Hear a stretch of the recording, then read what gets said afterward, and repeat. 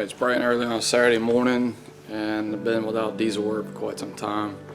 The last thing I did, basically, besides an oil change here and there, is take that cab off. The last video that I've put up. But we got a good customer in. They have a whole fleet, a whole range of Ford vehicles. And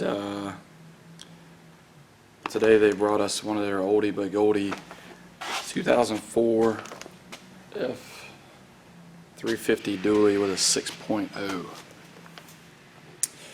Couple of issues going on here. Customer states cooling system leaks.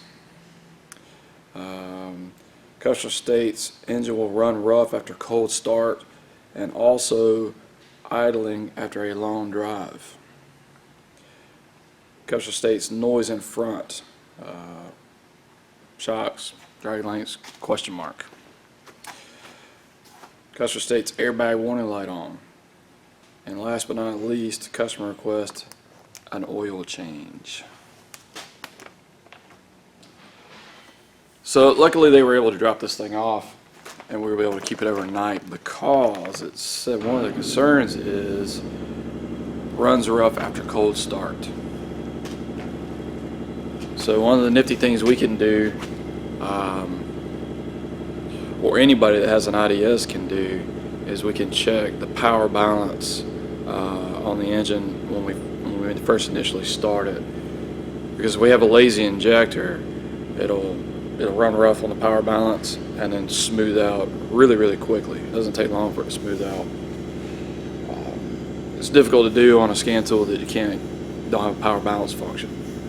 So before we get started, before we do anything, before we get this thing running or anything like that, let's go ahead and check that so we don't forget about it.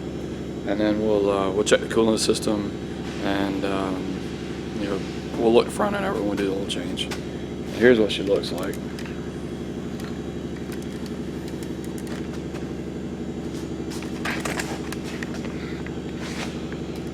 So that's her. Nothing spectacular.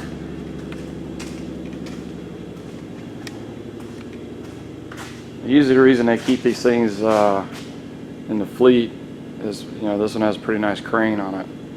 So, it's just easier to fix the vehicle when it breaks than to change the body out and the crane and all that stuff to a new vehicle up to a certain point. So let's take a look at it. So I guess we better do a visual inspection before we do anything.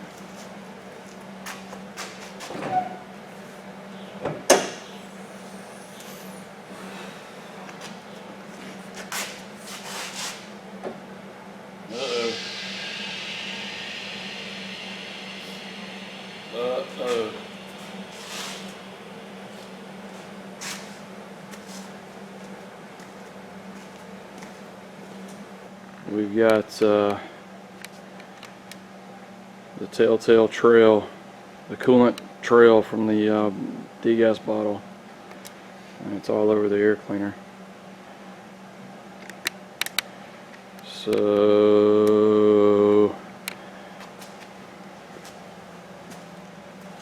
could be looking at another cab off.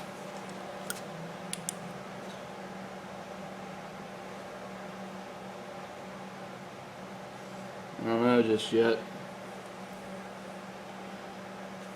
I don't want to jump the gun and call it too quickly, but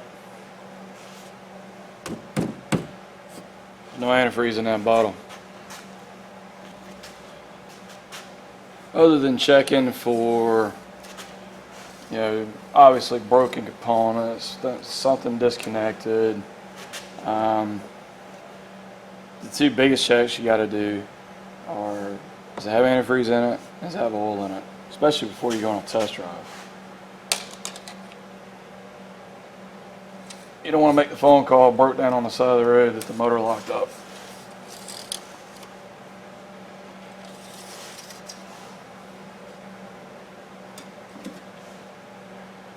And we are full.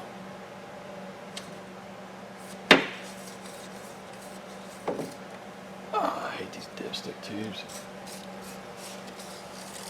Dipstick indicators.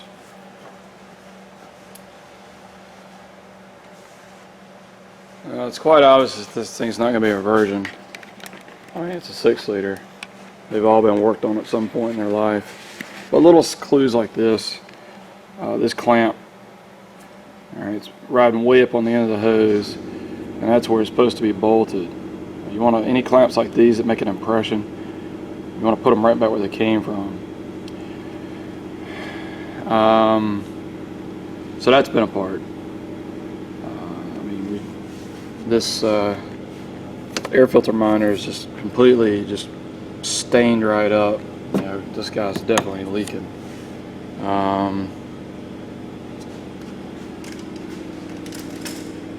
It's got a factory oil filter cap on it, which is a good sign.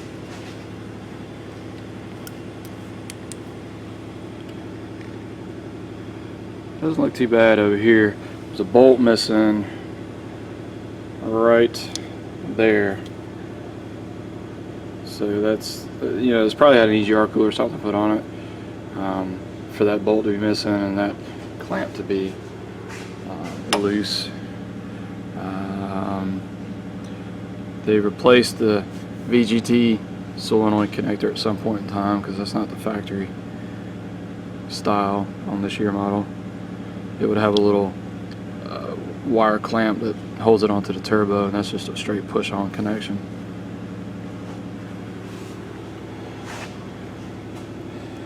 Charge air cooler tubes don't look too bad. I kind of like working on these trucks with these service beds on because it gives you this nice little tray to put stuff. In this case, just put the computer up here. I don't have to lean over the seat. Maybe there won't be such a glare. So let's see how this does.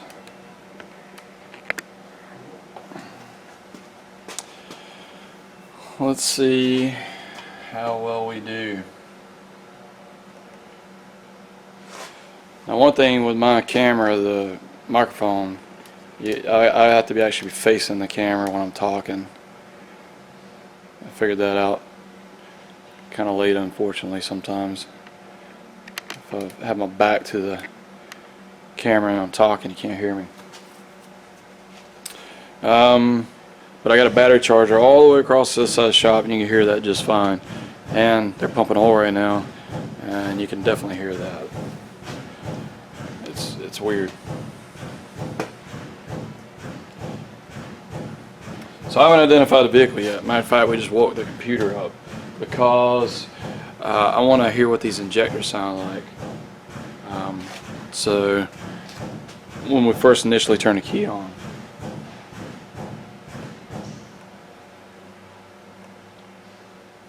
So I'm going to turn the key on now, and you guys should be able to hear this.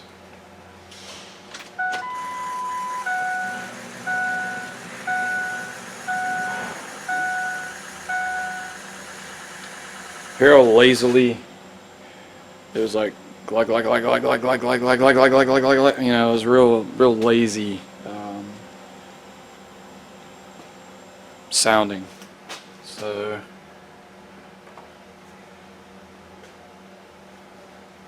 yeah.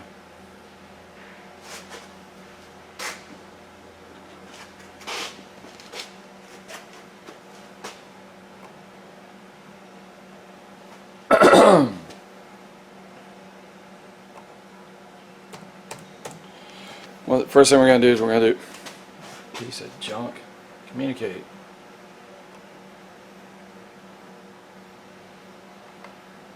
Now you know you're off to a good start when you don't have power on your DLC connector.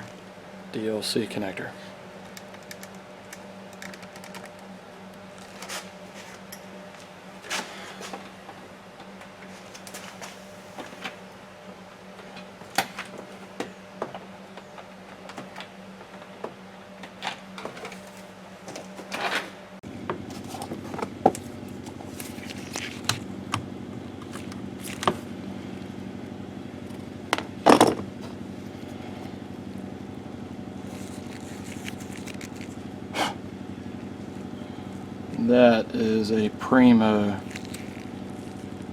fuse. Oh, a piece of junk. Now you might think that we've got a Harley running this shop up front, That is actually a V10 excursion, and she is running like a champ. Alright, now we should have power on our data link connector. And we do. So let's get back on track. We're going to do a key on engine off test. And then we're going to do an injector buzz test. And then we're going to start it for the first time and immediately look at power balance. And hopefully that will give us pretty good direction on what's going on. Now I got the doors shut, so I'm going to pause you for a minute and get a hose on this engine.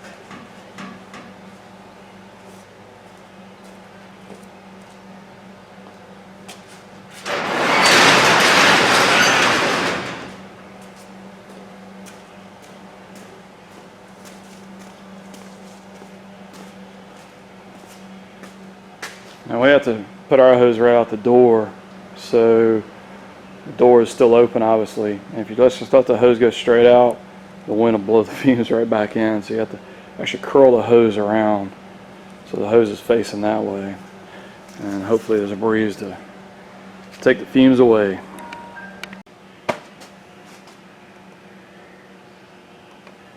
I'm so out of whack right now, I forgot to hook up the adapter communication module, VCM, from the vehicle to the laptop. Let's hope this job goes smoother from this point forward. Anyway, we've cycled our injectors a couple times, and you know, if there's a problem with a lazy injector and a shuttle valve that's sticking, we want to keep it sticking until we verify which one it is, and then after it warms up and starts working, that's okay.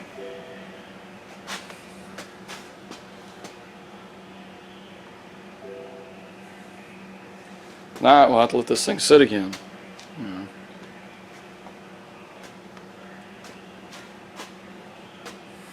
We don't want to let it sit. We want to get a diagnosis, get an approval, repair, and get rid of it. So we got an easy error code. We can disregard that. Speed control. Number 2 glow plug. Number 6 glow plug. Number 8 glow plug. And glow plug communication.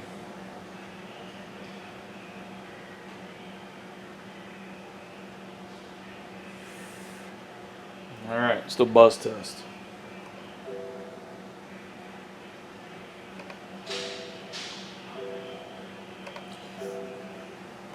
We're going to listen for the injectors to click.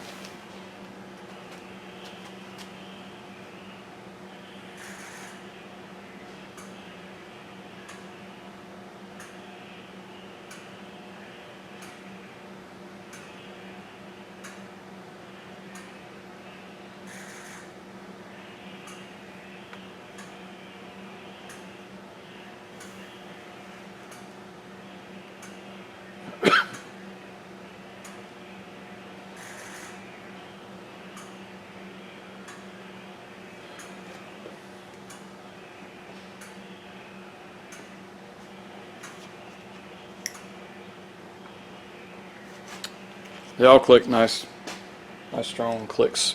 We're good there. Now we'll do our power balance.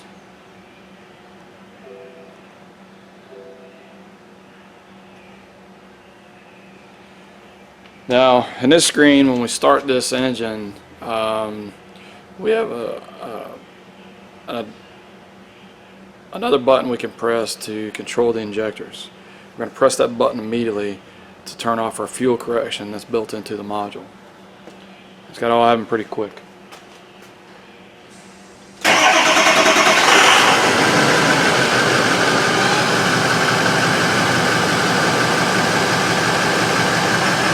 That's the button I was talking about. See, number 8's off the charts. If I turn it back off, it compensates, smooths it out. See how smooth that is?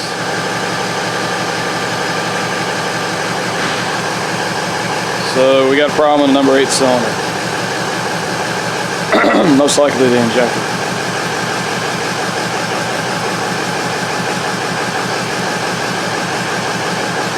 See how, I mean, it's just right off the charts on number 8.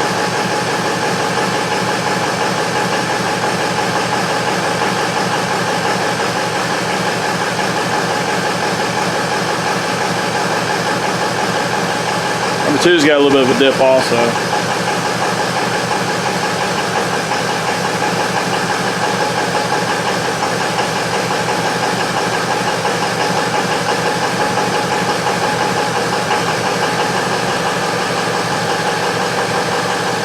See how well this engine can compensate. And this is an old, pretty old technology compared to the new stuff that's out now. So you can imagine you could have a really, really screwed up engine and it runs smooth as glass.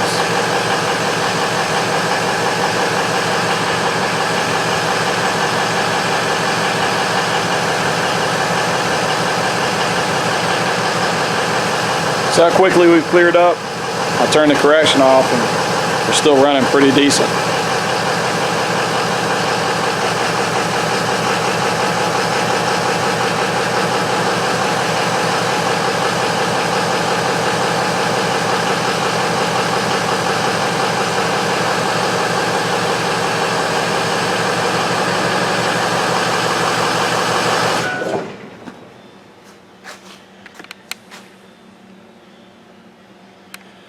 Alright, so that tells me a couple things. That the engine's okay, because it wouldn't clear up.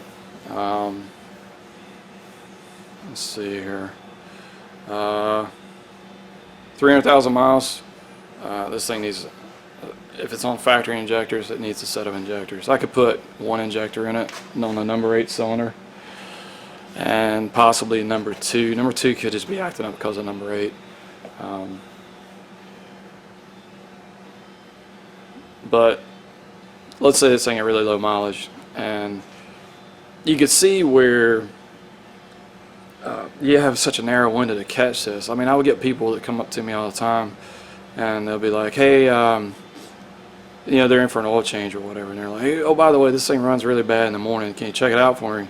And they're waiting on it, and they just drove it from, you know, wherever, and you can't do anything with it because it runs fine. It only runs bad on the first cold start. So you can see how valuable a scan tool that can do this kind of testing is, because we have, you know, extremely small window to catch this this running rough condition. So what I suspect is the injector is just lazy. It can't pull. There's a little spool valve that slides back and forth to allow oil into the injector to push the fuel into the cylinder. And sometimes they'll get, you know, the spool valve will stick. You know, the coil won't pull it over. It'll stick to one side, not move to the other side, and it's just lazy. And then, like me, and then once it gets running, it works fine. Once it starts moving and it gets some heat into it, it's fine, and it works fine the rest of the day, and, you know, for the most part all the time. So we want to start up cold and turn the fuel correction off, and to see which cylinder's acting up. And then when if it ever smoothed out, we might be thinking we have something wrong with the engine. You can't discount that before you start sticking good fuel injectors on bad cylinders. Quite a few glow plugs. Now these are liquid cooled. They hold up extremely well. So normally, there again, I would just put 1 in it, 2 in it. This one's flagging 3, I think, and it got a lot of miles. Now, given the mileage on this truck, they may not do anything with it. I mean, if it needs head gaskets, I recommend a set of injectors and a set of glow plugs. That's a lot of money. I mean, we're talking thousands of dollars, well into the $5,000 to $6,000 range. So maybe even more, you know, because we're $100 an hour.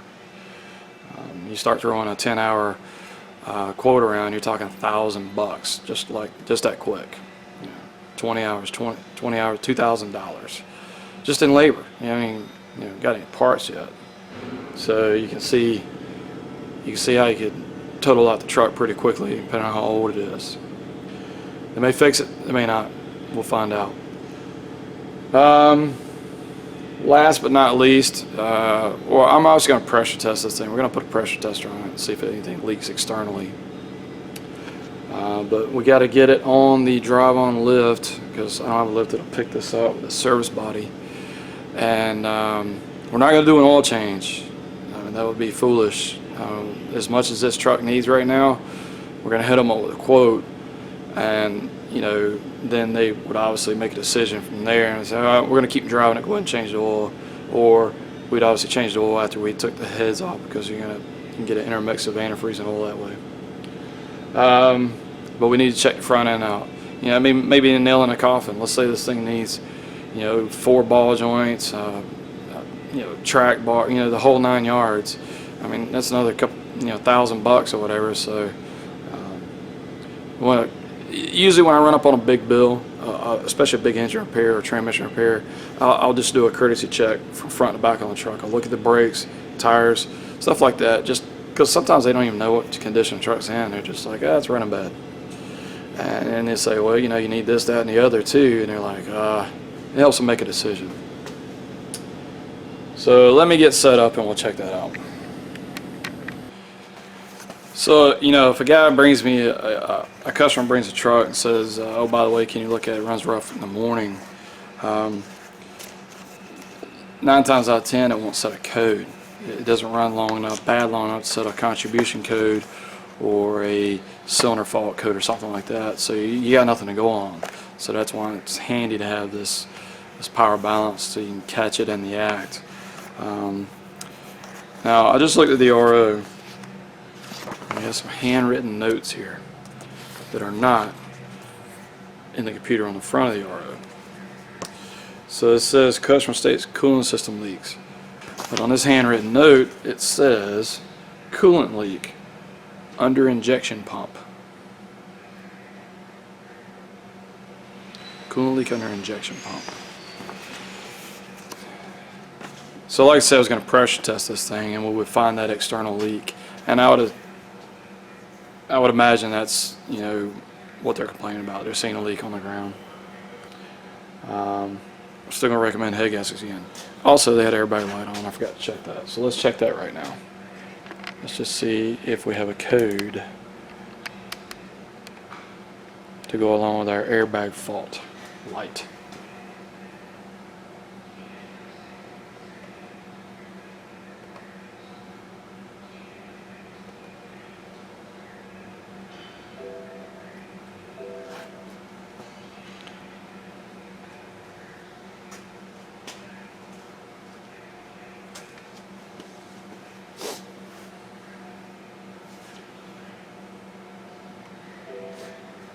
We have a B1884 passenger airbag disable warning lamp circuit failure. That's a pretty common item, especially on standard cab models. Because you can turn the airbag off if you got a child seat in the vehicle. There's our switch, so we should be able to turn that on and then the light be on. And the light is off. That should light up. So, excuse me, off. So that's on. So that should stay out. And if we turn it this way, alright, and pull the key out, because it's spring loaded. So put the key in, it kind of just bounces back. So turn it off and pull the key out. Which I don't know why. They ain't transporting kids in this thing. It should say off. And it doesn't. So you get the whole switch, just a little switch just pushed on the back there with some clips. And there's our airbag light flashing. Alright, so let me get set up under the hood. It's going to be a fiasco moving. Let me show you what I'm up against here.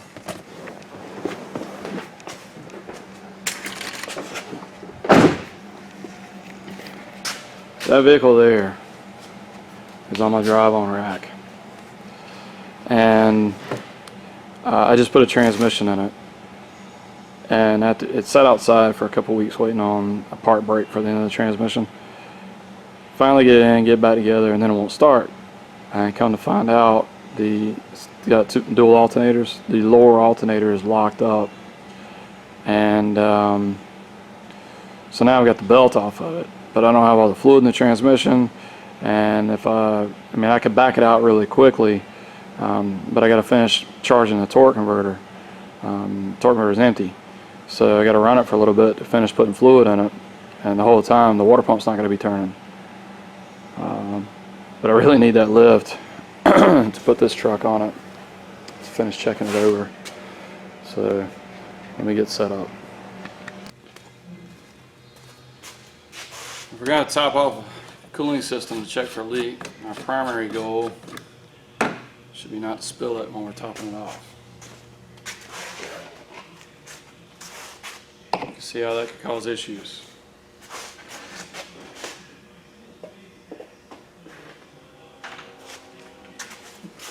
This is a pre-mix 50-50 of gold and just regular old tap water.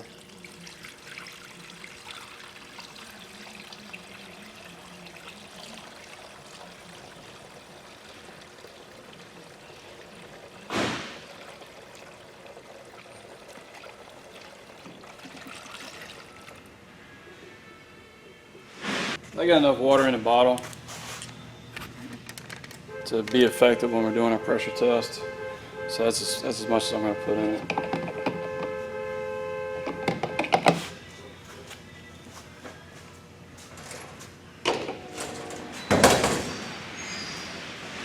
If the system's really low, I mean, you gotta fill it up to do an effective pressure test. And generally, if this supply is higher than anything in the vehicle, you don't have to, I mean, just get it full. But if this is like level with the highest point of the cooling system, you don't bring it to where the manufacturer, you bring it right to the top.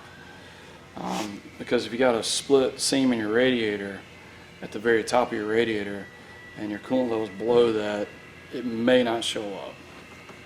So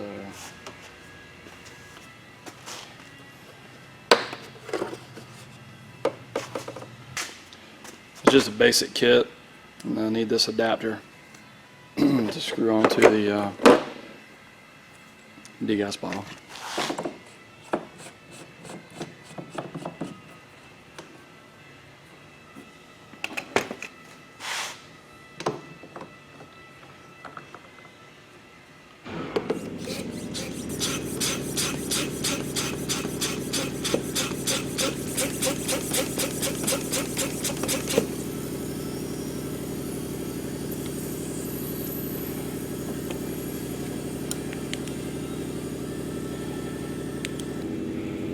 Maybe coming from that hose.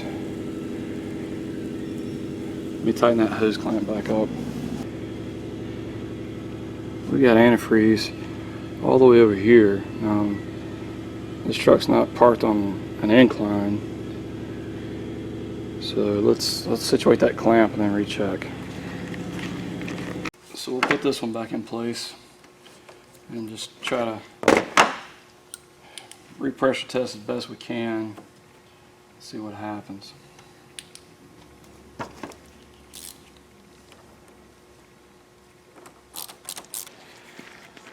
So we got this old girl in the air. Let's have a look underneath it. It's got quite the drippy dippy on the ground there, so I really don't want to get this on my camera.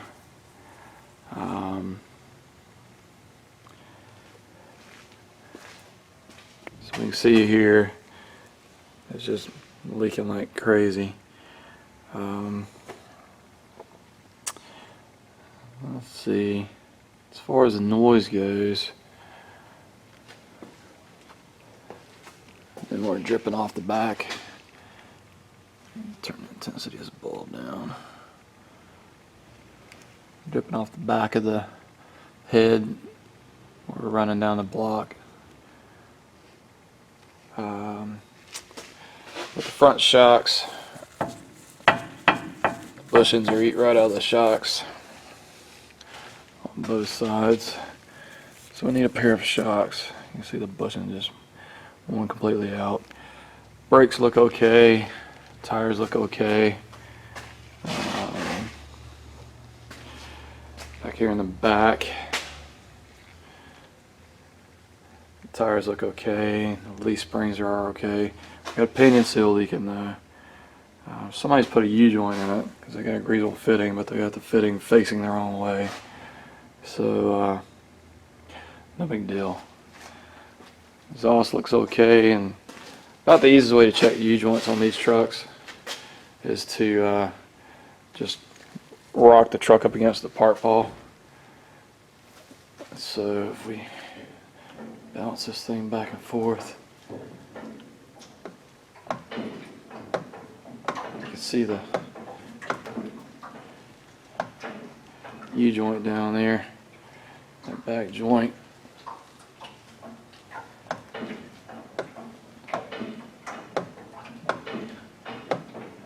That's good, it's not flexing. Same way with the middle joint and the front joint.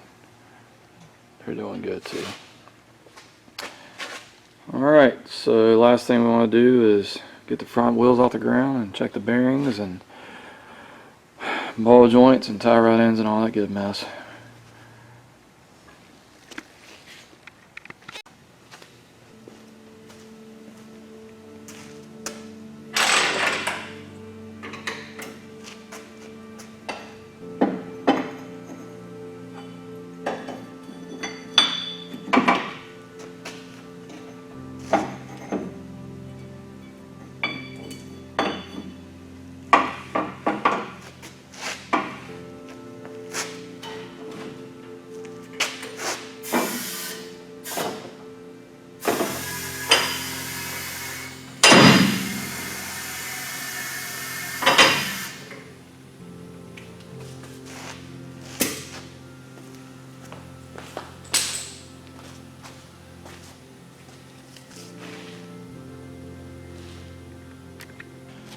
So believe it or not, the front end's tight on this truck.